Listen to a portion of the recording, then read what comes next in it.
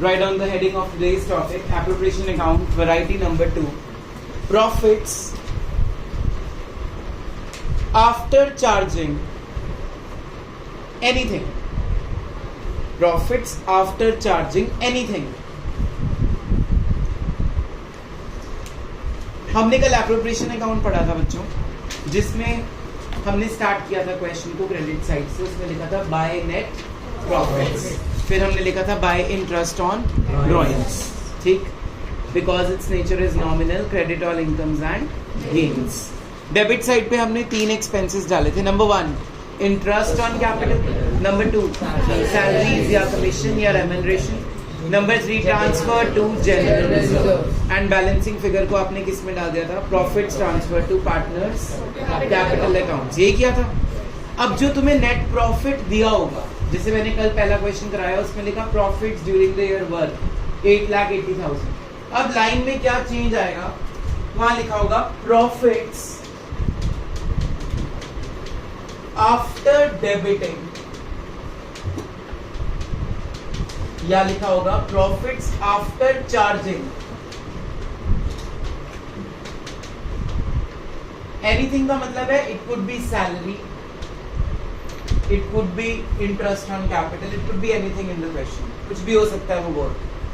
तो जैसे मान लो तुमने कल क्वेश्चन करना सीखा, सबसे पहले तुमने लिखा नेट प्रॉफिट. मान लो क्वेश्चन में नेट प्रॉफिट कितना गिवन है? 5 लाख. और क्वेश्चन में क्या बोल दिया? After charging salaries. क्या बोल दिया? बोलो, आफ्टर चार्जिंग सैलरीज. तो इंटरेस्ट ऑन ड्रॉइंग्स आपको क्वेश्चन में अलग से गिवन होगा. लेट इट बी ए और बी का मिला के कितना बनता है? 50,000. इंटरेस्ट ऑन कैपिटल ए और बी का मिला के बनता है 50,000. सैलरी सिर्फ ए की है 1 लाख.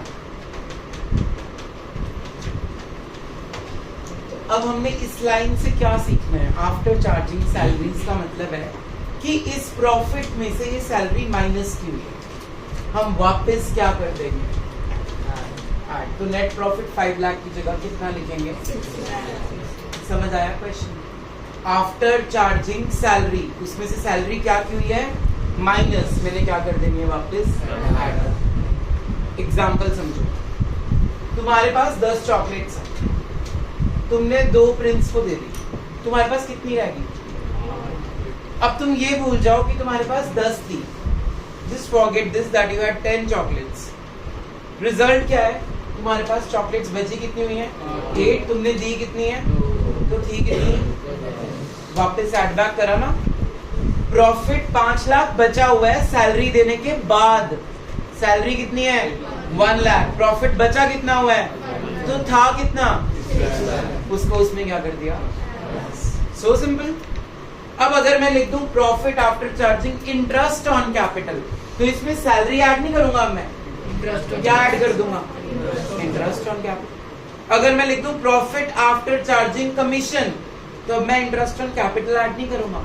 जितना पार्टनर का कमीशन होगा वो क्या कर दूंगा उसमें. हमने हमेशा आफ्टर से बिफोर पे जाना है, उल्टा जाना है. तो जो चीज उसमें से माइनस की होगी वो वापस क्या कर देनी है? ऐड. Is it clear? लिखो अब इसके बारे में. Whenever this situation comes, lights change. Whenever this situation comes, whenever this situation comes, we will add back that thing. We will add back that thing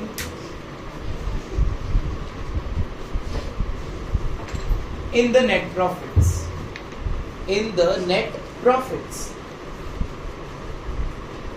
लिखो आज का क्वेश्चन नंबर 1 जल्दी से. x and y 3:2. The capitals on 1st April. The capitals on 1st April were 7 lakh and 3 lakh respectively. सुहाना जब 1st April लिख दिया तो कौन सी कैपिटल लगेगी? Opening. 7 lakh and 3 lakh respectively. Adjustment number 1. थोड़ा तेज लिखा करो. Number 1, interest on capital 10% per annum. Interest on capital 10% per annum. Number 2, salary of partner X. Salary of partner X, 30,000 per month. 30,000 per month. तो multiply by 12. Next, salary of partner Y.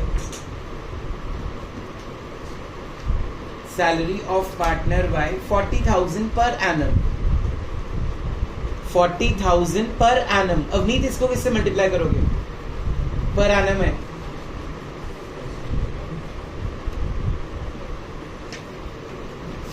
Per annum है तो किससे multiply करोगे? हाँ, very good, 6 से multiply करोगे. Next write down adjustment number. खड़े रहना. नेक्स्ट एडजस्टमेंट कौन सी है? Commission to partner Y. Commission to partner Y 20,000. अब इसके साथ ना पर मंथ है ना पर आने में, तो इतना ही रखना है. खुद का दिमाग नहीं लगाना पेपर में कि इसको भी 12 से मल्टीप्लाई करते हैं. Next point, interest on drawings. Interest on drawings 50,000 each. तो टोटल कितना बना? Next line, profits after charging interest on capital. Profits after charging interest on capital were 6 lakhs. Profits after charging interest on capital were 6 lakh. Prepare appropriation account. जल्दी करो try.